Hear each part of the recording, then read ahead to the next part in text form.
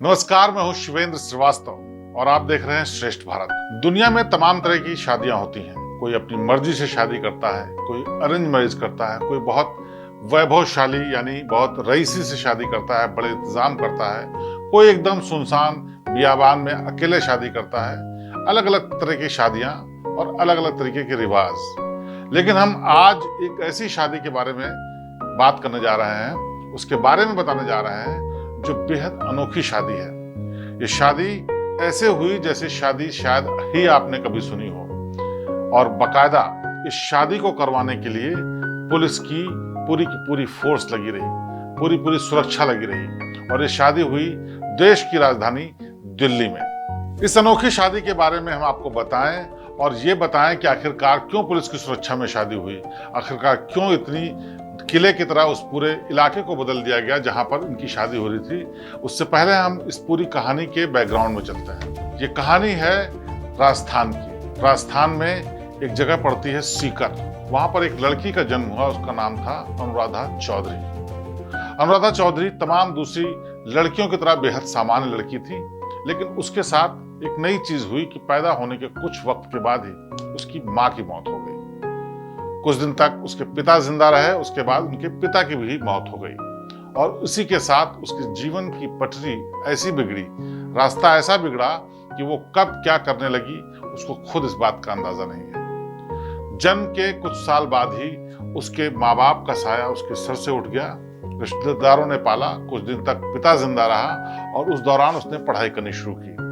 लेकिन पढ़ने की इच्छा उसकी बहुत ज्यादा स्ट्रांग थी, लिहाजा वो एक के बाद एक क्लास पास करते हुए आखिरकार एमबीए कर चुकी। एमबीए करने के बाद उसने अपना घर बसाने की सोची, और वहीं पर जहां पर वो कॉलेज में पढ़ाई कर रही थी, वहां पर एक दीपक नाम के एक शख्स से उसकी मुलाकात होती है। उस शख्स का नाम था दीपक मिंज। और दीपक मिंज के साथ संपर्क में आने के बाद जब उसने शादी करने का फैसला किया तो उसका नाम भी बदल करके हो गया मिसेज मिंज, यानी कि दीपक मिंज की पत्नी। ये दोनों लोग साथ रहने लगे और साथ ही साथ अपने तमाम दूसरे काम करने लगे। लेकिन अनुराधा को शेयर मार्केट में डीलिंग करने की बुरी लत लग गई थी और वो शेयर ट्रेडिंग करती थी। शेयर ट्रेडिंग के दौरान उसने नए नए गुर सीखे, तरीके सीखे, जिससे उसके समझ में आ गया कि अगर इसमें जरा सा दिमाग लगाया जाए तो वो लाखों करोड़ों रुपए बना सकती है, लोगों को चूना लगा सकती है, बेवकूफ बना सकती है। और ये वो रास्ता था जिस रास्ते पर चलने के बाद अनुराधा मिंज यानी मिसेज मिंज ने मुड़ करके नहीं देखा, और उसने एक के बाद एक ऐसे फ्रॉड के किस्से किए कि वो पुलिस की निगाहों में आ गई। हालांकि जब तक वो पुलिस की निगाहों में आई तब तक उसके ऊपर कर्जा भी बहुत हो गया था, क्योंकि उसने उलझुल तरीके से, गलत तरीके से पैसे लगा करके शेयर मार्केट में पैसे गंवा भी दिए थे, लोगों से उधार भी लिया हुआ था। और उसके बाद उसके खिलाफ लोगों ने शिकायत दर्ज करानी शुरू कर दी। इन्हीं शिकायतों को दर्ज कराने के बाद पहली बार उसका नाम पुलिस की रिकॉर्ड में आया, पुलिस के रजिस्टर में दर्ज किया गया, यानी अब वो एक अपराधी के तौर पर पुलिस के रिकॉर्ड में दर्ज हो चुकी थी। एक तरफ अनुराधा का नाम पुलिस के रिकॉर्ड में दर्ज हो चुका था, दूसरी तरफ उसका पारिवारिक जीवन खराब हो रहा था। उसका पति दीपक मिंज उसकी इस हरकतों से परेशान हो चुका था, लिहाजा उसने अपना रास्ता अलग करने की सोच ली और उसने अनुराधा से अपने रास्ते अलग कर लिए। इसके बाद अनुराधा ने अपराध की दुनिया की तरफ रुख कर दिया और पहला कदम उसने बढ़ाया तो एक राजस्थान का बहुत मशहूर डॉन था, उसका नाम था आनंद पाल। आनंद पाल से संपर्क करने के बाद उसने लगातार कई अपराधों को अंजाम देना शुरू कर दिया। एक औरत होने के नाते, एक महिला और जिसकी अलग एक पर्सनालिटी थी, खूबसूरती थी, उसके चलते उसको अपराध करना आसान था और उस पर लोगों को शक भी नहीं होता था। शुरुआत में जब आनंद पाल से उसने संपर्क किया तो आनंद पाल के तौर तरीके सीखने लगी और उस हिसाब से काम करती थी। लेकिन कुछ वक्त के बाद उसको समझ में आ गया कि आनंद पाल एक सीधा, एकदम जघन्य अपराध करने वाला क्रिमिनल है और उसके दिमाग में बहुत सारी चीजें अलग नहीं चलती हैं। लिहाजा उसने अब अपने तरीके से उसको मैनिपुलेट करना शुरू किया, उन अपराधों की तरफ रुख करना शुरू किया जो अपराध आनंद पाल अभी तक नहीं करता था, जिसमें जबरन पैसे वसूलना, जिसमें धमकी देना, किडनैपिंग करना, इसके अलावा वसूली के तमाम और तरीके, जिसमें साइबर क्राइम से लेकर के दूसरी चीजें भी शामिल थीं। अब अनुराधा उस गैंग का बहुत महत्वपूर्ण हिस्सा बन चुकी थी और लोग ये भी कहते हैं कि आनंदपाल से उसकी नजदीकी इतनी बढ़ गई थी कि दोनों लिव इन रिलेशन में रहते थे। हालांकि खुले तौर पर अनुराधा ने कभी इस बात को स्वीकार नहीं किया, करीबी की बात मानी, लेकिन लिव इन रिलेशनशिप या किसी अफेयर की बात से लगातार उसने इनकार किया। इन लोगों ने आपस में साथ मिलकर के लगातार सैकड़ों क्राइम किए, जिसमें लोगों को अपहरण कर लेना, धमकी देना, फिरौती मांगना, लूटना और तमाम तरीके के क्राइम शामिल थे, जो कि कानून की नज़र में बेहद खौफनाक थे। लेकिन इसी बीच एक घटना होती है जिसके बाद सब कुछ फिर से बदल जाता है। 2017 में आनंदपाल को पुलिस एनकाउंटर में मार देती है और उस मौत के बाद पूरा दारोमदार, पूरे गैंग का दारोमदार अनुराधा पर आ जाता है। यानी अब जो कि एक सीधी साधारण सी लड़की थी जिसने पढ़ाई शुरू की, माँ बाप का साया नहीं था, फिर भी उसने बुरे वक्त में पढ़ाई शुरू की, कॉलेज गई, MBA किया, अंग्रेजी सीखी, वो लड़की अब बन चुकी थी लेडी डॉन। और यहीं से अनुराधा चौधरी को लेडी डॉन के रूप में जाना जाने लगा। हर जगह ये मशहूर हो गया कि लेडी डॉन अनुराधा अपने तरीके से काम करती है और किसी भी अपराध को करने से नहीं हिचकती है। उसकी चर्चा दूर दूर होने लगी, पुलिस वाले भी उससे खौफ खाने लगे। उसका नेटवर्क इतना बढ़ने लगा कि आसपास के कई राज्यों में उसके काम की, उसके अपराध की, उसकी घटनाओं की, उसके खौफ की खबरें लगातार अखबारों की सुर्खियां बटोरने लगी। बताते तो ये भी हैं कि अनुराधा ने ही आनंदपाल यानी अपने लिव इन पार्टनर को AK-47 चलाना सिखाया था। उस वक्त आनंदपाल के गैंग में किसी के पास AK-47 नहीं थी, लेकिन लगातार ये लोग बड़े बड़े अपराध कर रहे थे, इसलिए उन्होंने AK-47 मंगाई। हैरानी की बात यह थी कि किसी को चलानी नहीं आती थी और ऐसे में अनुराधा ने कहा कि मैं सबको AK-47 चलाना सिखाऊंगी। और आखिर में आनंदपाल को अनुराधा ने ही यानी लेडी डॉन ने ही AK-47 गन चलाना सिखाई। ये बात और है कि 2017 में जब उसका एनकाउंटर हुआ तो उस वक्त उसके पास AK-47 थी, बावजूद इसके ये उसका इस्तेमाल नहीं कर पाया और एनकाउंटर में मार दिया गया। अब आनंदपाल की मौत के बाद सारा दारोमदार अनुराधा के कंधों पर आ गया था। उसने अपने गैंग को बढ़ाने का काम किया और उसी दौरान उसकी जान पहचान एक ऐसे शख्स से हुई जो उसकी जिंदगी का अहम हिस्सा बनने वाला था। उस शख्स का नाम था संदीप। तब तक लोग उसको एक छोटे मोटे अपराधी के रूप में जानते थे, लेकिन एक मामले में पुलिस को उसकी तलाश थी, लिहाजा वो फरार घूम रहा था। ऐसे ही किसी ठिकाने पर अनुराधा और संदीप की मुलाकात हुई और आपस में परिचय शुरू हो गया। लेकिन कुछ दिनों बाद ही संदीप को पुलिस ने ढूंढ निकाला और गिरफ्तार कर लिया। दरअसल ये जो मामला था वो छिनैती और छोटे छोटे अपराधों का मामला था, जिसमें संदीप को पुलिस ने गिरफ्तार किया था। जब उसको जेल ले जाया गया तो जेल का एक कायदा होता है, खासकर तिहाड़ जेल का, कि अगर किसी हीनियस क्राइम में कोई अपराधी अंदर पहुंचता है तो उसको उसके नाम से ना बुला करके उसके अपराध के नाम से बुलाया जाता है। यानी कि जो क्राइम करके आप आए हैं उसी से मिलता जुलता कुछ नाम वो लोग आपस में रखते हैं और उसी नाम से बुलाते हैं। लेकिन ये छोटे मोटे अपराध करके अंदर गया था, जिसमें इसका नाम संदीप पहले से ही था और कैसे इसका नाम बदला जाए इस पर पशोपेश में लोग थे। कभी कुछ बुलाया जाता, कभी कोई कुछ बुलाता। बस उसकी खास बात ये थी कि वो शक्ल से बेहद काला था और एक गांव है, उस गांव का रहने वाला था। उस गांव का नाम था जठेड़ी। जठेड़ी और काला को मिलाकर के लोगों ने इसको काला जठेड़ी कहना बुलाना शुरू किया और यहीं से इसका नाम ऐसा मशहूर हुआ कि आज की तारीख में अपराध के इतिहास में कई राज्यों में काला जठेड़ी को एक खूंखार अपराधी के तौर पे जाना जाता है। फिलहाल काला जठेड़ी जेल में है, लेकिन जिस वक्त की बात है उस वक्त ये जेल में छोटे मोटे अपराध के लिए गया था और वहां पर इस नाम का इंप्रेशन धीरे धीरे ऐसा पड़ना शुरू हुआ कि पहले तो उसको शुरुआत में बुरा लगना शुरू हुआ, लेकिन जब काला जठेड़ी जेल से पहली बार बाहर जमानत पर आया तो उसको इस नाम का बेहद फायदा हुआ। दरअसल उसका असली संदीप नाम लोग जानते नहीं थे, अपराध में भी कहीं काला जठेड़ी नाम दर्ज नहीं था, लिहाजा जब भी कोई क्राइम वो करता और ये नाम सामने आता तो लोग रिलेट नहीं कर पाते कि आखिरकार ये अपराधी है कौन। धीरे धीरे इस खतरनाक खूंखार नाम की चर्चा एक और गैंग के पास पहुंची और उसके बाद काला जठेड़ी भी एक बड़ा अपराधी बन गया। दरअसल मई 2021 में दिल्ली के छत्रसाल स्टेडियम में एक पहलवान की हत्या हो जाती है और उस पहलवान की हत्या में इसी संदीप का नाम सामने आता है। संदीप का नाम सामने आने के बाद जब जांच शुरू होती है तो पता चलता है कि सागर धनखड़ नाम के इस पहलवान की हत्या करने में सुशील पहलवान का भी नाम आरोपों में है। जांच आगे शुरू होती है। इस मामले में इन लोगों को गिरफ्तार कर लिया जाता है, यानी कि संदीप जो कि काला जठेड़ी था उसको पुलिस पहली बार एक बड़े अपराध के मामले में गिरफ्तार करती है और यहीं से उसके बारे में पता चलता है एक ऐसे अपराधी को जो उसको अपने गैंग में लेने के लिए तैयार हो जाता है। दरअसल काला जठेरी पर लॉरेंस बिश्नोई की नजर पड़ चुकी थी।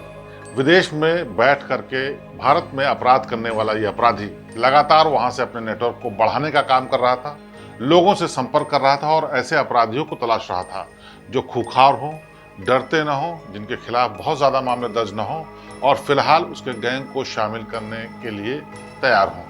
यानी कि काला जठेरी पर नजर पड़ते ही लॉरेंस बिश्नोई ने तय कर लिया कि उसको अपने गैंग में शामिल करेगा और इसके लिए उसको एक एक करके कई टास्क भी लॉरेंस बिश्नोई ने दिए, जिसको संदीप उर्फ काला जठेरी ने बखूबी निभाया।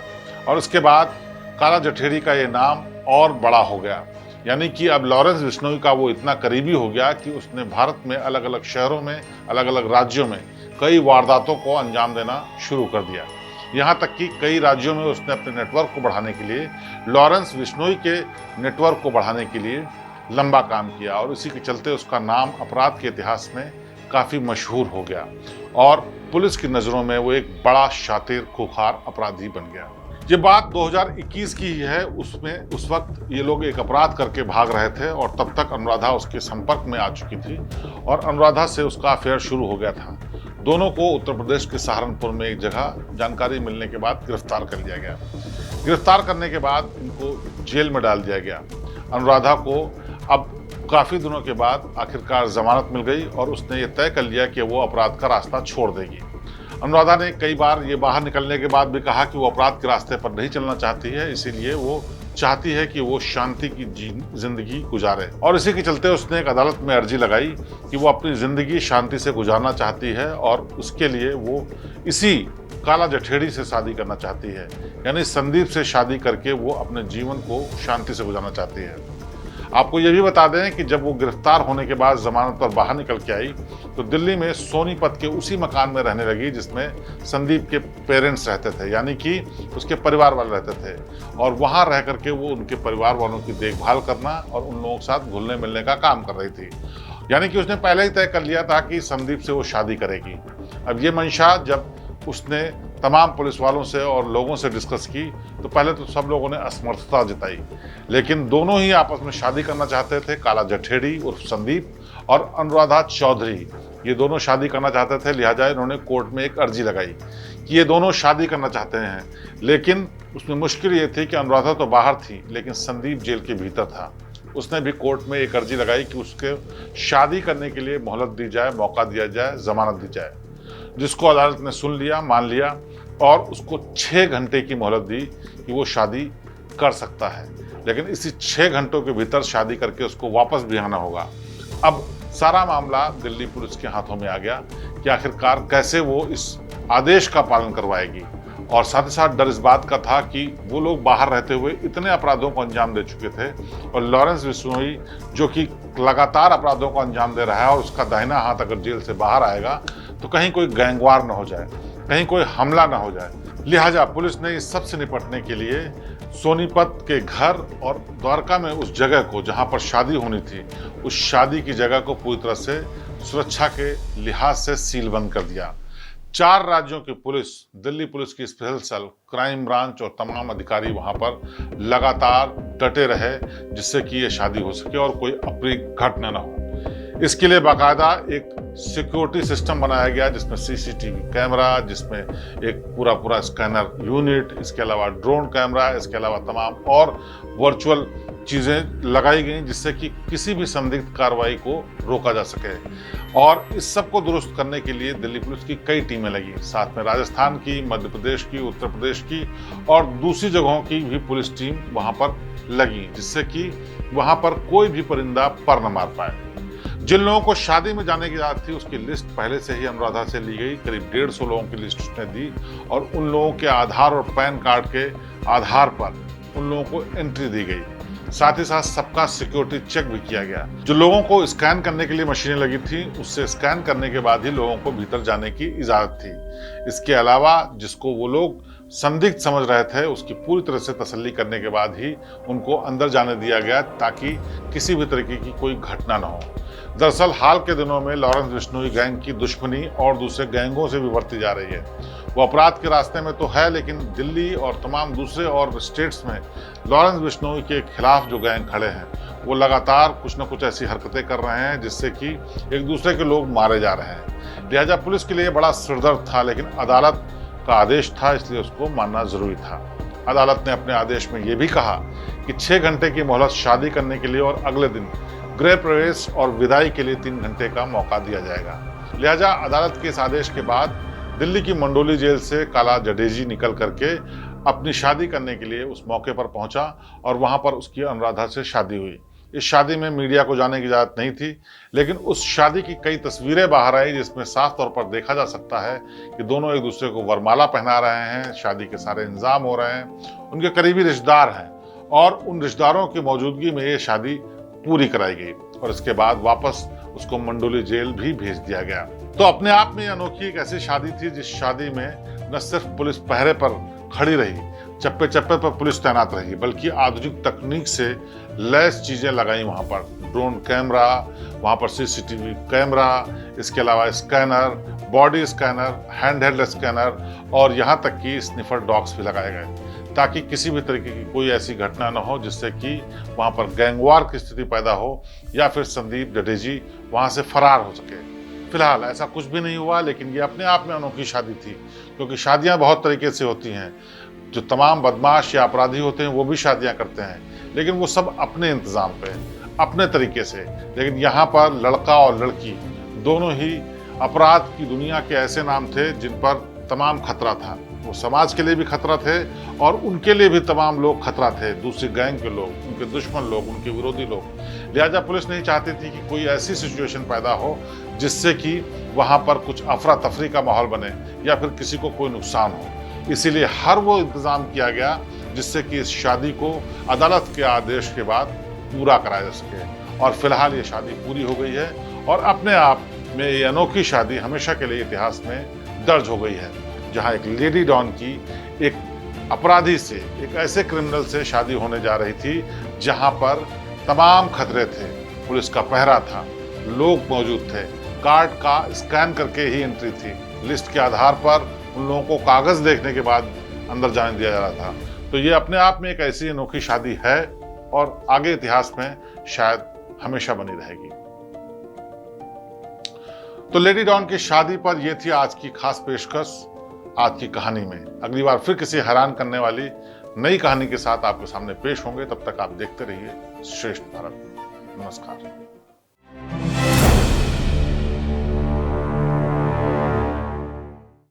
उत्तर प्रदेश की हर खबर से अपडेट रहने के लिए श्रेष्ठ यूपी को करें सब्सक्राइब, बेल आइकन दबाएं और देखते रहें श्रेष्ठ यूपी।